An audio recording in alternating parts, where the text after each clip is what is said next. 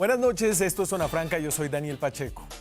Al año en Colombia hay más o menos 90.000 casos de personas lesionadas en casos de violencia intrafamiliar. Una de cada 3 lesiones no fatales en Colombia, esta es una categoría que incluye accidentes de tránsito y riñas callejeras, se produce en el contexto de la violencia intrafamiliar. Una de cada 3 lesiones en el contexto de la familia, sobre todo en el contexto de la violencia entre parejas. Y de estas 90.000 personas al año, que son las que van a medicina legal y denuncian, es decir, muchas menos de las que ocurren en realidad, de estas 90.000 personas, más del 70% son mujeres. Y aquí uno no se puede equivocar. Aunque en la vida en pareja las agresiones muchas veces son mutuas, las que llevan de lejos la peor parte en cuanto a lesiones personales, en cuanto a homicidios también, son las mujeres. Y entonces, cada vez que hay un caso de alto perfil de una mujer que es víctima de violencia por parte de su pareja, un alto perfil que lo dan los medios, que lo da el origen de la víctima, que lo da el impacto de las imágenes y los videos, la sociedad colombiana sale en una muestra de solidaridad, de rechazo. Cada vez más se dice ni una más, una y otra vez. En algunos de estos casos, frente a los episodios más aberrantes, hay incluso leyes de la República aprobadas con tipos penales y castigos nuevos, que los expertos cuestionan como poco efectivos mientras los políticos sacan pecho. Y aquí hablo, por ejemplo, de la ley Rosa Elvira Celi, que tipifica el feminicidio, la ley Natalia Ponce, que eleva las penas por ataques de ácido. En el caso más reciente, con ribetes especialmente amarillos, es el de Aylin Moreno, donde se combina la celebridad, la enemistad pública, el video y mucha prensa. Hoy de nuevo en Colombia decimos ni una más y ahora nos tapamos el ojo en solidaridad. Pero a pesar de lo importante que es este ritual de rechazo social a la violencia contra las mujeres, queda la sensación de que la indignación pasa muy rápido y las discusiones de fondo, las discusiones difíciles no se dan. Y tal vez en eso es distinto este caso de Aylin Moreno. Este caso, por medio de la pelea pública, por medio de la mediatización de una relación privada, nos abre la puerta para hablar de las complejidades que hay detrás de la violencia en las parejas. Violencia que, repito, en la que las mujeres llevan la peor parte. Y reconocer que llevan la peor parte es a su vez decir que los hombres llevan la mayor responsabilidad. Sin embargo, y este caso lo muestra, detrás de la violencia de pareja hay, como dice la palabra, una pareja. No solo violencia de hombre contra mujer. Y hablar de las complejidades como el abuso y la violencia tienen facetas en las que participan 2 personas de una pareja, corre el riesgo de ser acusado de discurso justificatorio de la violencia de género. Pero si uno le quiere dar a esta discusión de la violencia de pareja la profundidad que se merece, este es un riesgo que vale la pena correr. Aquí arranca Zona Franca.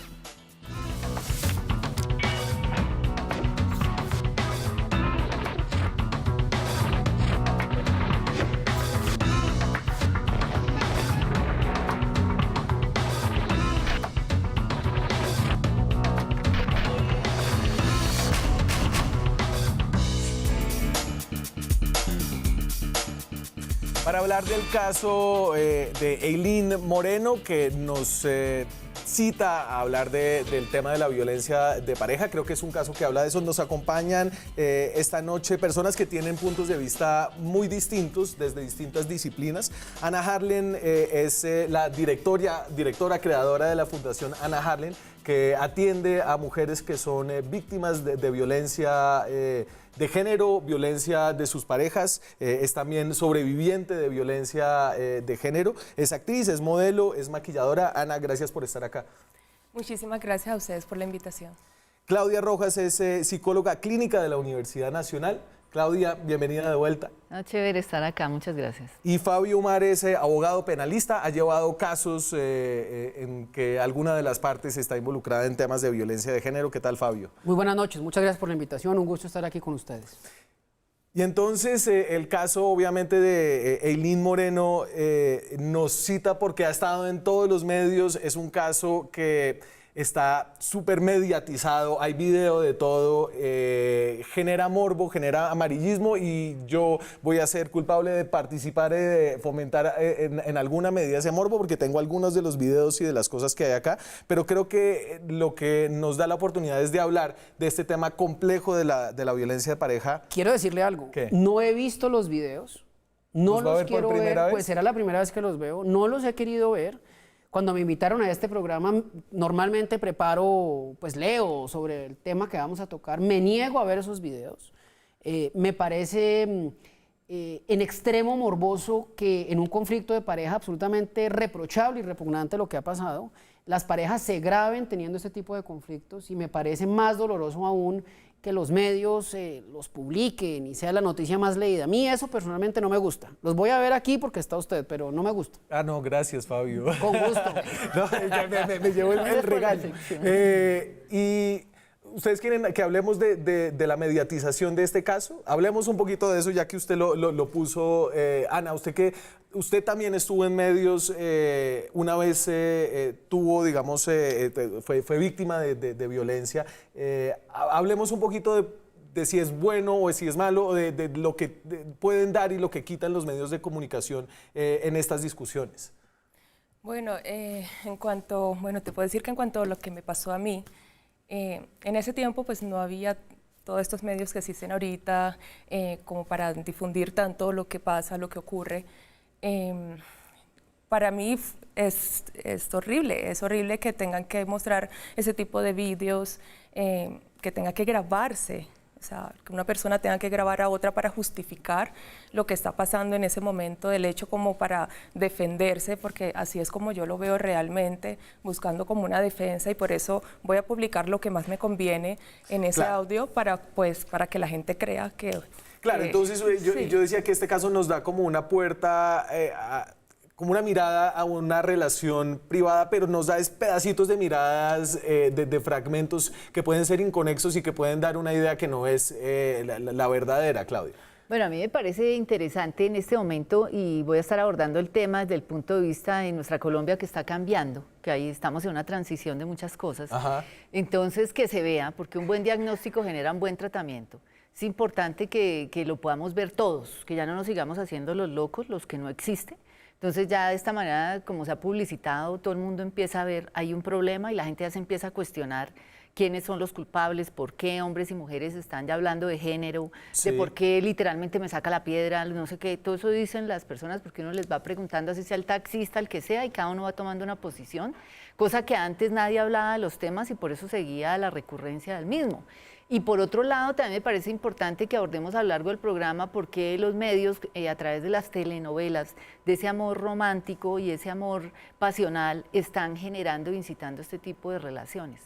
Porque ya hablaremos de que la pasión es un engaño y que lleva al desborde de las emociones, donde se están evidenciando son problemas emocionales y psicológicos muy profundos. Entonces, déjeme yo... porque esto se encargó de mediatizarlo con una justificación en Lynn Moreno. Y dame el segundo full que tenemos ahí preparado, que es el de por qué denunciar. Y ella, en una entrevista muy larga que le da a Noticias Caracol, que es el medio más visto del país, a Caracol Televisión, explica por qué está saliendo al público y por qué a ella le parece importante hacer lo que está haciendo en público. A mí me ha costado mucho trabajo porque esto ocurrió en julio. Y primero pues todo el proceso de recuperación médica, las cirugías, me pusieron un implante de titanio y unos tornillos en la órbita izquierda. Todo este proceso de recuperación física ha sido muy difícil, pero también denunciarlo públicamente, créeme que no es fácil. Entonces yo en medio de todo me atrevo a hacerlo público porque siento que cuando una mujer es agredida y no denuncia a su agresor, se vuelve cómplice de él. Porque si yo lo estoy denunciando él ahora, estoy dando un aviso a otras mujeres. Si yo hubiese sabido que él tenía estos comportamientos, yo no me fijo en él. Y entonces hay una justificación de por qué hacerlo en público, y es porque no denunciar es volverse cómplice de esa violencia de género, y además sería no avisar a otras mujeres que pueden estar en contacto en el futuro con este señor que se llama Alejandro García. Sí, pues digamos, yo respeto profundamente las motivaciones que tenga ella, no soy quien para juzgarlas. Yo como televidente, como espectador, como lector de noticias, me niego a abrir esos videos, y no lo he hecho, de verdad que no lo he hecho. Por dos razones, porque me parece aumentar el morbo que hay en torno de la desgracia humana, me parece un poco hacerle el juego a este tipo de actuaciones de él y de ella con las que no estoy de acuerdo. Es decir, ella tiene todo el derecho a sentirse víctima, probablemente lo es, seguramente lo es, tendrá que, en mi opinión como abogado, tendrá que ventilarlo en los escenarios correspondientes, que es la fiscalía, no en los medios.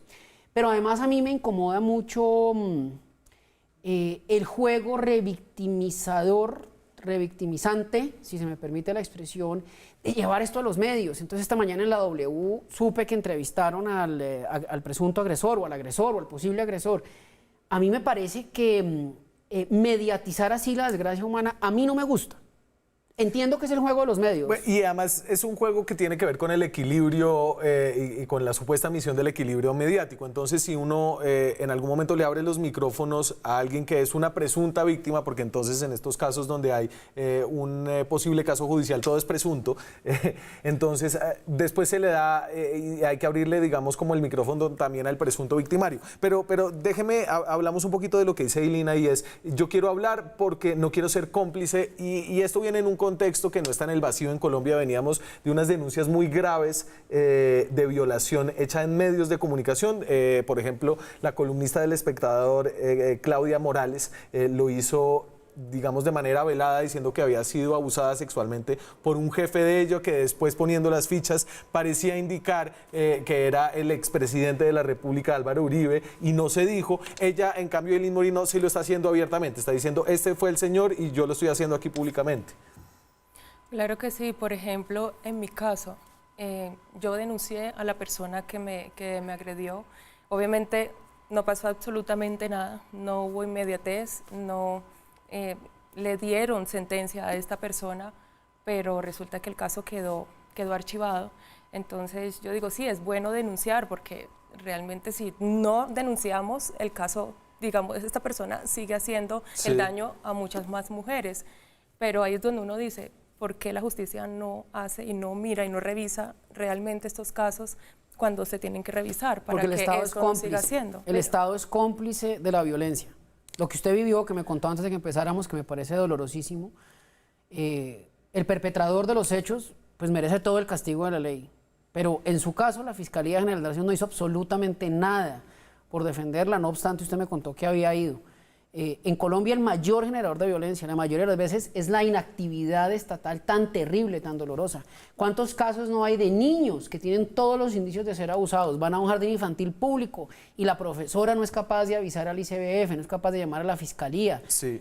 Eso es terrible. Y entonces, Ana, si quiere, digamos, reconociendo que usted tiene una historia por contar, contemos su historia ahorita después de hablar del caso de Ailín, porque creo que es una historia que contrasta por lo distinta que es. Daniel, una cosa, es importante como que pongamos cuál es el contexto en el que lo vamos a abordar, porque si el tema es, está bien visto o no bien visto que se presente en los medios de comunicación una situación de pareja y nos quedamos ahí como en las hipocresías, ay, eso está mal visto, peleen y que la golpeen, pero usted nunca se queje directamente porque qué pena, pobrecito el agresor se va a ver en evidencia, o si venimos aquí a resolver los problemas tan profundos que hay de pareja y de disfunción familiar, porque nos podemos quedar en el si estuvo bien o estuvo mal. ¿Sí? De acuerdo. O si vamos a entrar realmente en el meollo del asunto. Y entonces entremos en este caso y de lo que dice este caso, más allá de que sea un caso muy mediático, cómo este caso sirve para hablar del tema de la violencia de pareja. Entonces, Ailín Moreno, que es una actriz que vivía en México junto a su pareja de unos meses, que es este señor Alejandro García, fue atacada, dice ella, por él en una noche en la que pasó de todo, pero ella hace un video en principio mostrando sus heridas, esto es hace unos meses, un video que le manda a unos amigos nada más para dejar un registro de lo que pasó, y este es el video que se hizo público hace unos días. Soy Ailín Moreno, estoy en el cuarto de Gabriel Blanco, mi manager. En este momento estoy golpeada en mi cara porque Alejandro García me pegó en la cara, me pegó porque le pedí mi pasaporte para irme para Colombia y me golpeó. No sé qué hacer, ayúdenme, por favor. Estoy en Arkansas 48, por favor, ayúdenme. Este video fue privado por varios meses, estuvo en manos de las personas a las que ella se los envió. Ella rompió su silencio con las razones que les acabamos de mostrar en Caracol Televisión y luego dio varias entrevistas, incluyendo una entrevista en Radio 1, en la W. Sin embargo, el presunto agresor, que es Alejandro García, también quería dar su versión de los hechos y lo hizo publicando unos videos de la pareja de esa misma noche en los que contrasta la versión que ella dio en medios de comunicación con lo que él había grabado de esa noche. Y esto es lo que mostró en sus redes sociales este señor que se llama Alejandro García. Y todo continuó así, pero él seguía fastidiándome, seguía siendo grosero, porque yo me sentí incómoda y decidí empacar mi maleta. Dije, me voy a ir. Yo no tengo necesidad de estar acá, me voy para donde una amiga, me voy para Colombia, para un hotel, lo que sea. Ay, tan bueno. Cuando tus papás digan, mi hijo sí era marica y no había salido, que lo vas a mucho mal parido que mira este hijo de puta maricón. Entonces estaban maltratando a las mujeres y era gay porque le gusta que le den por el culo y es Alejandro García.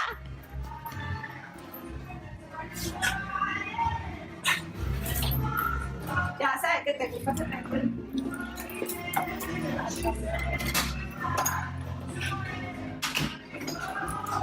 Bebecito, bien se puede ir. Bien se puede ir por donde llega.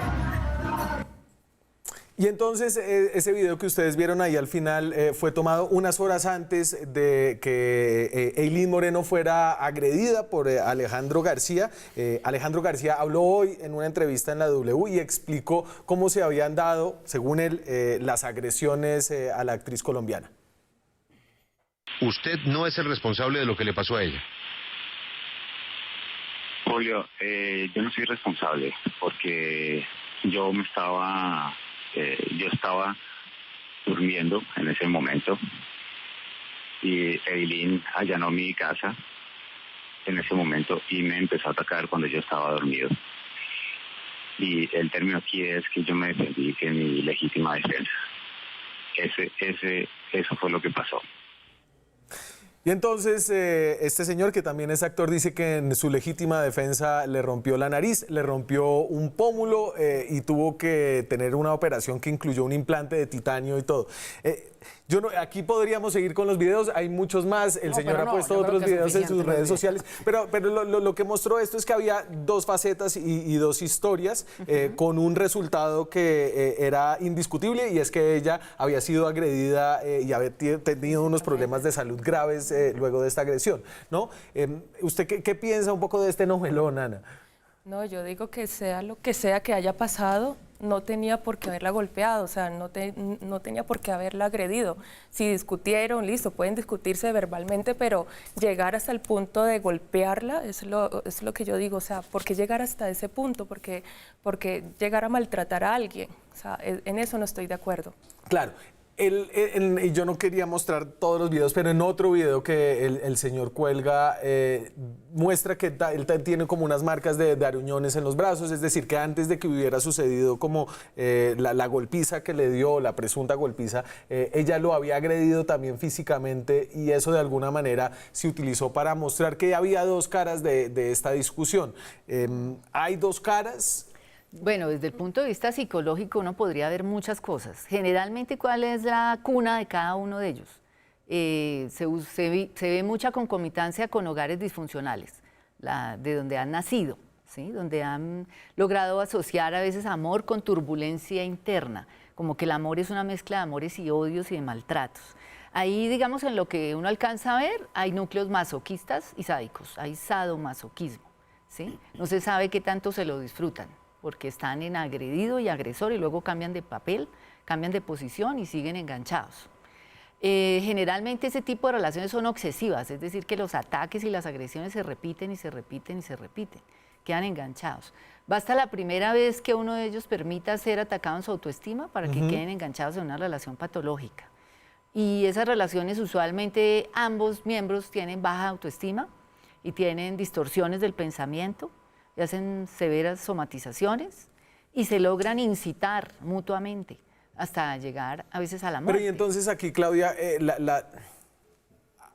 al principio de esta historia había una víctima muy clara y había un victimario muy claro. ¿cierto? Y entonces era una cosa fácil de entender entre buenos y malos. Entonces Aylin era la víctima y el señor era el victimario, y la vicepresidenta, el procurador, todos se ponían en redes sociales tapándose un ojito y todos estábamos rechazando. Y empiezan a salir estos videos que muestran otra cara de la historia, y entonces ya no es tan fácil definir los buenos de los malos, y yo no estoy seguro de que esto esté mal, pero un poco habla de lo complejo que son las relaciones de pareja y las relaciones donde hay violencia en la pareja.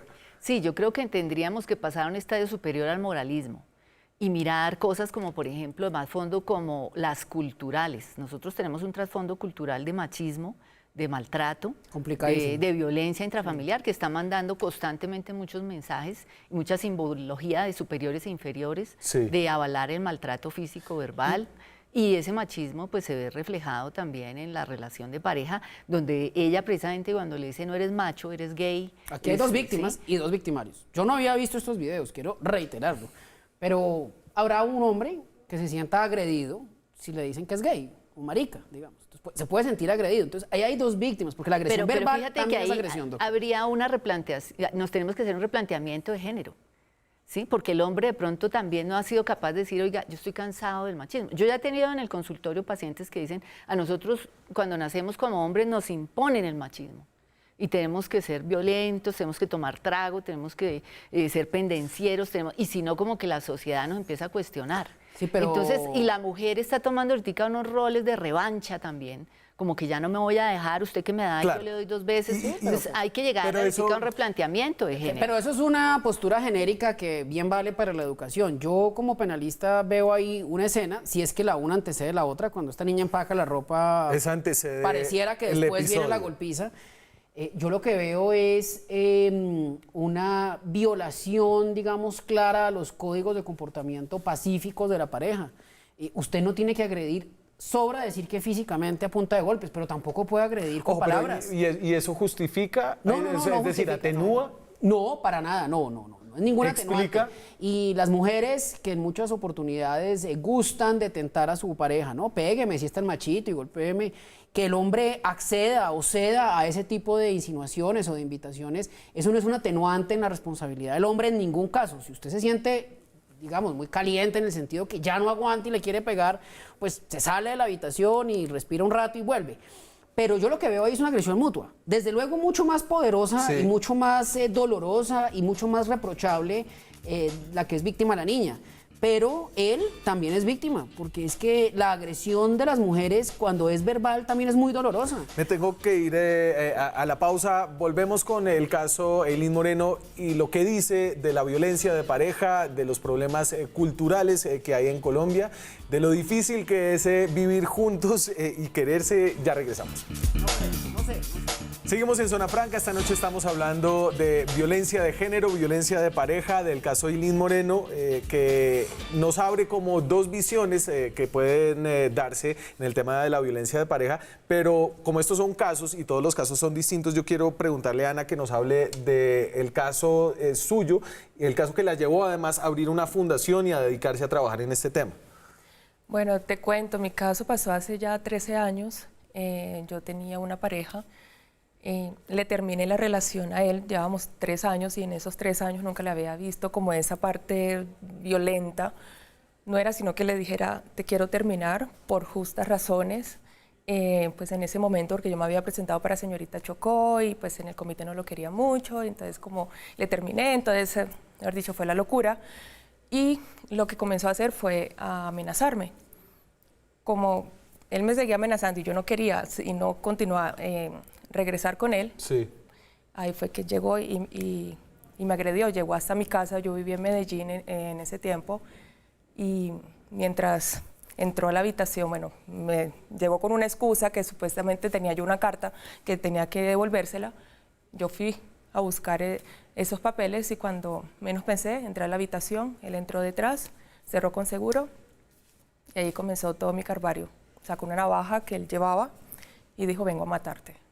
Eso fue para mí como lo más terrible, fue como, o sea, sentir que te vas a morir en ese instante es horrible. Y te corta. Sí, yo me sentí, o sea, sentí un calor impresionante en todo el cuerpo porque primero no tenía para dónde correr, Segundo, las personas, porque yo vivía con otras personas, Sí. las personas con las que yo vivía, yo comencé a gritar, intentaron, digamos, abrir la puerta, romper el vidrio porque tenía una ventana, o sea, no lograron de ninguna manera hacerlo.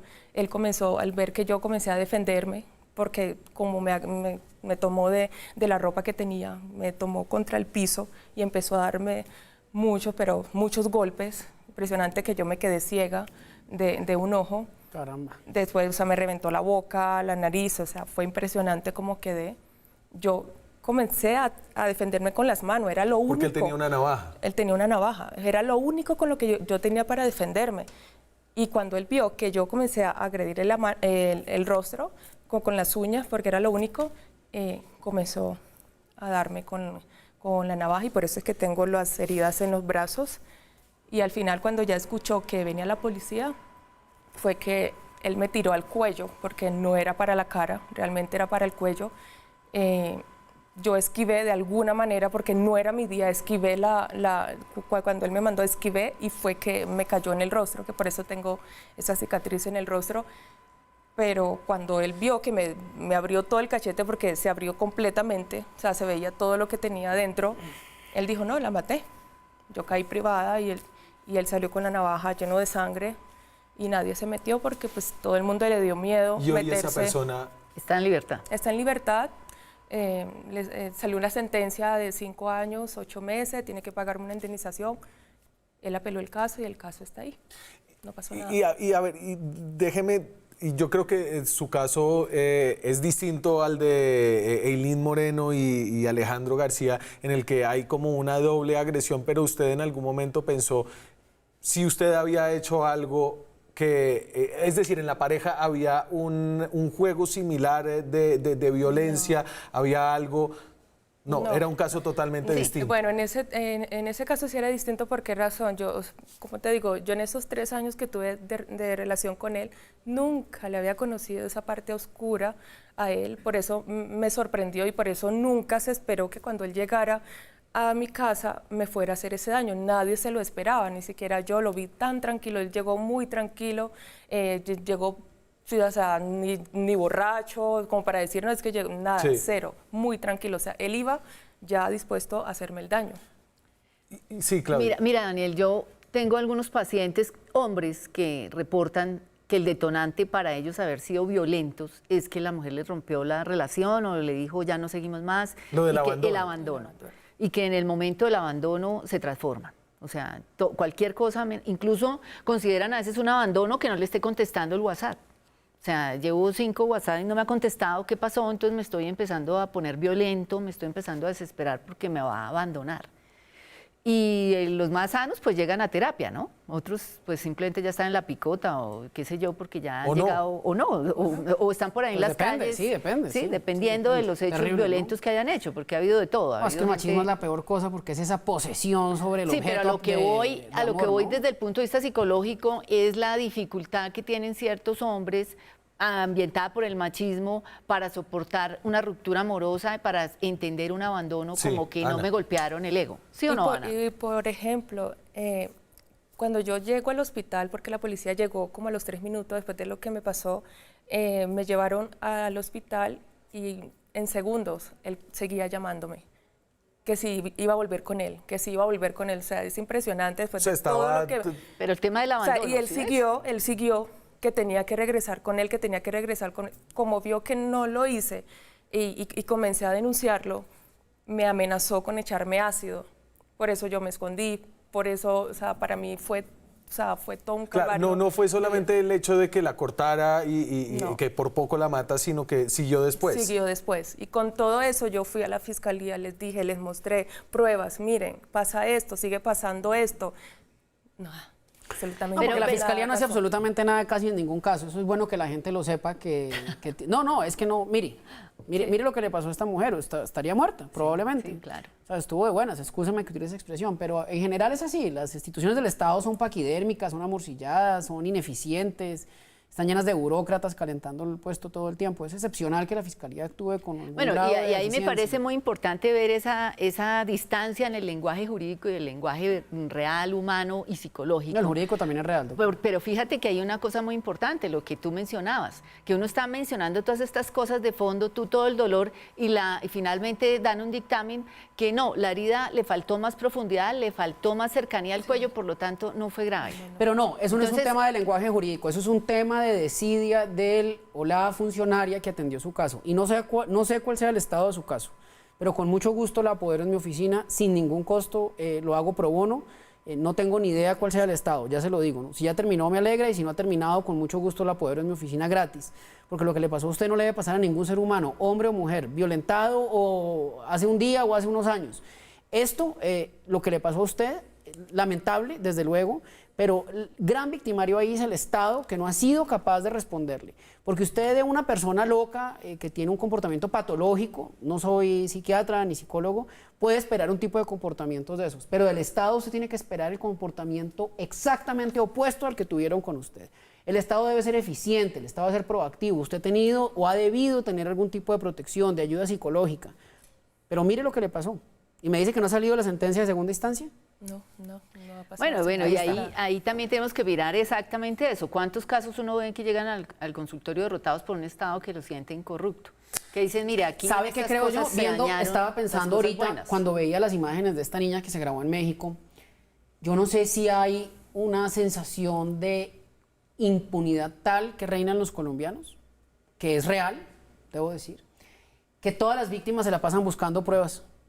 Y grabando sus agresiones y grabando las agresiones de las que son testigos para que la Fiscalía les crea. Yo alguna vez tuve que presenciar un caso hace muchos años en el que una persona fue a poner una denuncia porque violaban a un niño, y el consejo que le dio la policía es que pusiera unas cámaras y que grabaran cuando volvían a violar al niño para coger al violador en flagrancia. Ese es el Estado que nos tocó. como que la falta de Estado está siendo reemplazada por el estado de opinión y el estado de juzgamiento que puede tener una persona. El señor García, a quien no conozco, quien no me ha llamado para defenderlo, tiene derecho a una presunción de inocencia. Tiene derecho a que se le juzgue y se le venza en un juicio. De eso a mí no me cabe la menor duda. Pero también tiene derecho Aylin Moreno a que eso suceda pronto, rápido y de manera eficiente. Claro, pero ahí es difícil. México, uno cómo hace para compaginar la presunción de inocencia y el derecho a las víctimas a ser creídas y a no ser revictimizadas ante el escepticismo y el tener que comprobar. Es decir, hay testigos, hay unos medios de prueba, digamos, los indicios. Pero yo creo que estos casos son interesantes porque es un llamado de atención para muchas de las áreas en las cuales estamos desajustados. Tenemos que conocer, por ejemplo, sobre el amor. Se nos olvidó amar. Ahora amar es quién derrota a quién lastima a quién, o si es usarnos, o si es acompañarnos un tramo de la vida porque hay un interés de por medio. Otro problema grave que está implícito en este tipo de reacciones es que nos fusionamos con el otro, queremos que el otro nos pertenezca, que sea como un objeto. Y si está solo y si está desamparado, con mayor veras yo le puedo agredir. Entonces tenemos que entender que somos dos en una pareja sin perder la individualidad, sin dejar de ser uno. Que tenemos que empezar a amar de una manera donde el amor se construye, donde tiene que haber principios, valores, unos diálogos. Me parece un poco idealizado lo que usted está diciendo. ¿Por qué?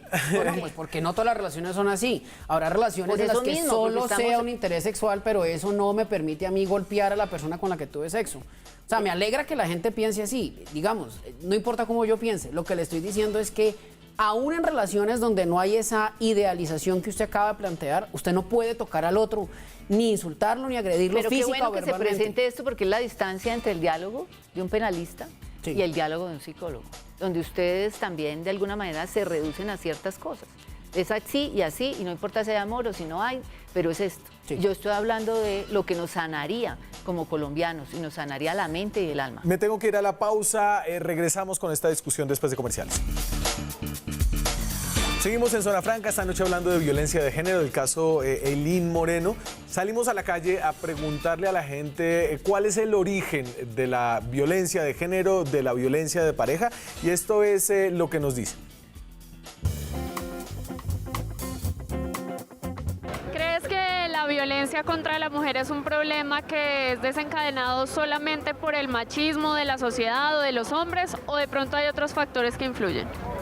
No, pues yo creo que en sí es como de parte y parte, ¿sí? Porque igualmente lo primordial es como el respeto entre personas y géneros, sin definir que sea hombre o mujer el que lo haga, está mal visto. Yo creo que eso va en la falta de respeto de pareja. Hay muchas dificultades en Colombia porque la liberación, me disculpas, liberó a la mujer en sí. Y antiguamente mandaba al hombre en el hogar. Los celos son enfermizos, eso es una enfermedad que hace que el hombre ataque a una mujer, la golpee por los celos pasionales. Desde pequeñas nos educan de una forma en que solo se le da respeto a los hombres y se tienen por inferiores a las mujeres. Pues de que hay mujeres que hacen cosas que no deben, sí, igual que hay hombres que hacen cosas que no deben, pero uno nunca debe pasar ciertos límites de violencia. Las abuelas, las tías, sí, mujeres que anteriormente creían que servían solo para cocinar, entonces también están criando así a sus nietos. Por el machismo más que todo, pero también la mujer a veces da por dónde, siéndole infiel, faltándole el respeto, no atendiéndolo como pareja. Por eso más que todo se da la violencia contra la mujer. La misma mujer ha permitido que el hombre la maltrate tanto física como psicológicamente. Yo pienso que la mujer de nuestra época se está igualando al hombre en muchos aspectos, ¿no? ¿En cuáles? La fumadera, tú la ves con una botella de trago, la ves con una cerveza. Entonces el hombre, yo pienso que llega a ver en una mujer es como un machito, otro macho al frente. Hablan y se tratan de, bueno, con groserías, con... Entonces pienso que el hombre le ha perdido mucho el respeto a la mujer actual, es por eso. Y ahí yo creo que uno ve perfectamente dónde está muchos de los orígenes de la violencia de género, y es en la forma en la que entendemos los roles de cada uno en la relación.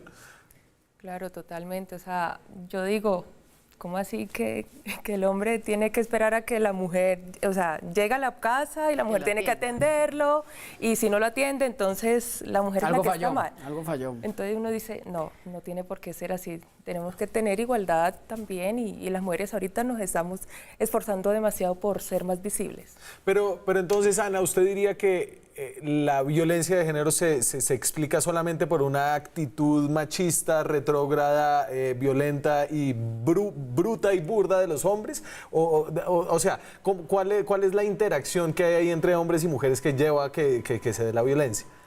Claro, yo diría que sí, porque los hombres quieren tener ante la mujer como esa posesión. O sea, y por ejemplo en mi caso pasó así. O sea, el hombre quería que yo fuera únicamente de él. Sí. Y obviamente eso ya no existe, o sea, no debería de existir. Entonces es por esa razón también que se presenta en el otro caso, ¿no?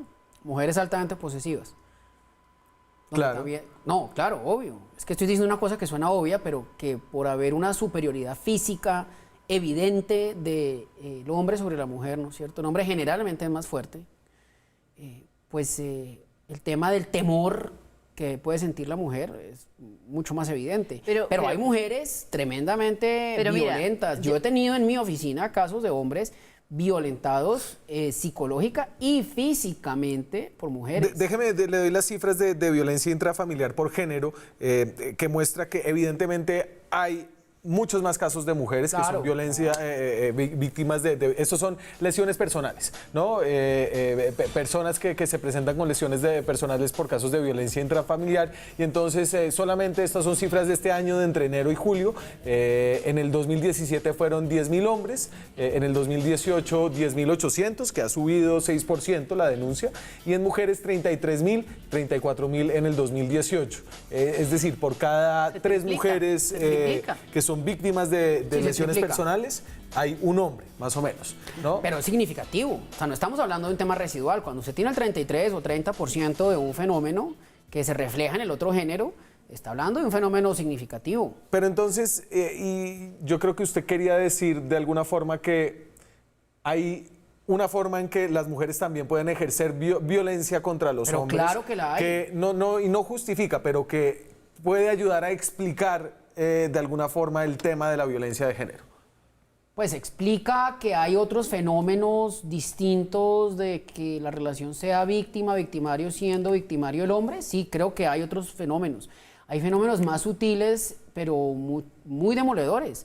La violencia económica, por ejemplo. Usted lo sabe bien, doctora, cuando la mujer se para y le dice al hombre es que usted es un vago, usted no trae plata para la casa, y otro señor está desempleado o se enferma, y es que los hombres no se enferman, no es que usted es gay. Hay una violencia verbal es que yo miraría tenebrosa. muchas cosas. Hay, digamos, unos referentes como una Colombia con 54 años de guerra que valida la guerra. Y También, eso se claro. va pasando también a nuestros hogares y a nuestras relaciones de pareja. Ajá. Como que todo tiene que ser una lucha de poderes y una guerra constante. Aparte de eso, hay que mirar también las interpretaciones que ahorita cada quien está dando de qué es ser mujer o qué es ser hombre o yo no me dejo y lucha de poderes. ¿Sí? Se está llamando también a que en esta lucha donde va a haber violencia y se está dando violencia física, verbal, emocional, muerte violenta y todo lo demás, ¿qué sigue? Un vacío existencial, vamos a estar solos, nadie va a confiar en nadie. Esto va a ser una guerra donde... ¿Pero y usted cree que este es un tema que se ha ido agravando? Claro, la cifra lo muestra. Entonces, me gusta porque tiene que llamar al Estado y a los entes educativos y a los entes terapéuticos a decir, sentémonos a replantear esto porque hay que desaprender. Se aprendieron unos roles donde que ser hombre es esto y tiene que cocinar y tiene que hacer esto la señora y ella tiene que ser sumisa y eso ya quedó, ya es la crisis del machismo. Ana, ¿usted cree que esto está también, es un problema el de la violencia de género, la violencia contra las mujeres que está en incremento o que está más visibilizado? Bueno, como veo las cifras, veo que está en incremento. Yo creería que podría estar menos, digamos, que la tasa podría bajar. Ojo, porque además ahí uno puede decir, estas son las cifras que llegan a medicina legal y entonces cada vez hay una disposición mayor de las mujeres para ir a denunciar, mayores facilidades. Claro, sí, porque claro, ahorita mostramos más nuestros casos, son más visibles lo que nos está pasando, pero veo que los casos siguen creciendo y no pasa claro, no es un nada. problema fácil. Lo hacemos visible todo el tiempo Sí. y uno creería que podría bajar, podría reducir, pero realmente me doy cuenta de que no. No, Pero en mira una países cosa. como el nuestro, donde tenemos unas zonas rurales muy marcadas, pero digamos, donde no ha entrado el Estado, nunca, ni a través de una escuela. Es decir, pensar que haya la educación, si se me permite la expresión moderna de que la mujer tiene igualdad de derechos, es una cosa muy escasa. Yo he estado en lugares de Colombia donde se sorprenden de ver a una mujer manejando. Pero pensar que había menos violencia de género durante la década de los 50, de los 40, de los 60, Claro, incluso porque la cuando... mujer, una de dos, o no se... Claro, obedecía y no denunciaba. Aguantaban más y pero comían perdóname, calladas. qué pena que me salga el tema un poquito, Y pero apoyadas no se le hasta por la olvide religión. que los abusos sexuales por parte de miembros de la iglesia contra menores siempre ha sucedido, pero es ahora que se denuncia. Me tengo que ir a la pausa, ya regresamos con conclusiones de este tema, hablando hoy de violencia de género. Seguimos en Zona Franca, hoy hablando del caso Aylin Moreno, violencia de género. Déjenme darles unas cifras para enmarcar la magnitud de este tema en la sociedad colombiana. Esto es un tema marginal. La violencia intrafamiliar da cuenta de 30% de las lesiones no fatales en el caso de las cifras reportadas en medicina legal. La violencia interpersonal, que son como las riñas de calle, son el 44%. Las lesiones en accidente de tránsito son 17%. Y los exámenes médicos por presunto delito sexual son el 10%. Es decir, esto no es un problema pequeño, no es un problema que sucede solamente cuando le pegan a una actriz, sino que hablamos de eso cuando le pegan a una actriz y tenemos videos, pero es un tema que está en las raíces de los fenómenos de violencia. Si usted suma las dos, la interpersonal y intrafamiliar, tiene el 70% de la violencia cotidiana, digamos, colombiana. 70-75%, que es una barbaridad, somos Y una gente entonces enferma. redondeemos un poquito. Yo creo que hoy, Claudia, dijimos que esto no es un caso solamente en el que las mujeres son víctimas, sino que hay unas dinámicas sociales, y no estoy diciendo que las mujeres se lo merecen, que se lo ganan, sino que hay una explicación compleja para la violencia de las parejas. Exacto, hay unas dinámicas sociales patológicas donde no nos hemos detenido a conversar a profundidad qué es lo que va a hacer feliz al ser humano. Creo que ninguno de ellos dos, ni Aylin, ni su pareja o expareja hoy están tranquilos ni felices. Si estaban rotos por dentro, ahora quedaron desgarrados, ¿sí? Y están en la picota pública de todos los comentarios, unos en pro, otros en contra. Pero eso está mostrando unos seres humanos que tenían un yo débil, frágil, que no se conocían a sí mismos. y que entramos en unas dinámicas de mostrar y hacer la figura de que tenemos que tener una pareja, tenemos que tener vida sexual, pero ¿de dónde nos agarramos? Si no hay una base vamos a terminar todos así, deteriorándonos y lanzándonos al vacío. Pero adicional a eso yo vuelvo y reitero que los medios de comunicación en particular le haría una crítica grande a toda esa cantidad de novelas que nos muestran esos amores donde se desgarran y todo, pero ay, tan lindos, quedaron juntos, ay, pero él tenía O sea, ¿usted cree que 19 mujeres, de la pasión a la violencia hay un paso corto o qué? Sí, la pasión pues nubla la razón, las pasiones nos arrollan, nos azotan y son un engaño, son un engaño. Finalmente, cuando el ser humano que se enamoró supuestamente de esa pasión loca, se da cuenta que el otro es diferente de él, y que ya no le va a obedecer o que no es su cosa para poderla usar, le da mucha ira, porque ahí empieza la frustración. Usted va a hacer, usted piensa y siente por usted misma, no. Eso no estaba planeado Ana, por el grupo. Y su caso muestra que hay ocasiones en las cuales la violencia sí es perpetrada por un hombre que por alguna razón se sale de sus cabales o porque el marco de pensamiento que tenemos algunos hombres en este país es muy violento y en ese caso es muy difícil conseguir ayuda del Estado. Claro que sí, o sea, yo lo primero que hice antes de que me pasara el hecho fue denunciar, listo, denuncié, no pasó nada, absolutamente nada. Él comienza a amenazarme, llega a mi casa, ocurre este hecho y yo digo, listo, voy a poner el denuncio como tiene que ser, ¿dónde está la justicia en este momento? Voy a medicina legal, me toca ir muchas veces a medicina legal porque ya tomaron las lesiones, para que tomen las lesiones como que son de por vida. Entonces es todo este proceso y que esta persona todavía te sigue haciendo el mal, te sigue haciendo daño y que la justicia todavía no siga haciendo nada y es lo que uno sigue tocando puerta y buscando todas las ayudas posibles para que esto... Y hábleme en ese sentido de la respuesta, es decir, hay unas respuestas proactivas, hay sociedad civil, usted hizo una fundación para ayudar a personas que han tenido problemas como el suyo. Claro que sí, a raíz de todo lo que me pasó y de todo lo que vi, porque no fue bastante, digamos, no fue nada fácil como sobrellevar esto, porque me tocó prácticamente sola, me tocó muchos psicólogos para poder como levantarme nuevamente, aceptarme yo misma, me tocó perdonar a esta persona para poder seguir con mi vida, porque yo misma me estaba como ahogando en un vaso con agua. Pensé en qué lindo poder escuchar a otras mujeres que están pasando por esta situación y que nos unamos entre todas y que me convierta yo como en esa voz. Sí. Porque yo sé que hay muchas personas que dicen, claro, como tú eres actriz, a ti sí te escuchan. Y yo, bueno, tomémoslo por el lado bueno, listo, soy actriz, entonces aprovechemos y nos unimos para poder ser escuchados y no solamente yo, que estamos escuchadas todas. Sí. O sea, los casos que tú llegas a ver de las otras chicas, o sea, es una cosa pues impresionante. Terribles, o sea, impresionante. O sea, mi caso es nada a comparación de los casos de todas las chicas que están en la fundación. Y casos que permanecen en el anonimato, uno solamente llega a estos por los casos más célebres, Fabio. De todas formas, es difícil aquí hacer en algunos casos, es difícil la distinción víctima-victimario y que sea tan blanco y negro.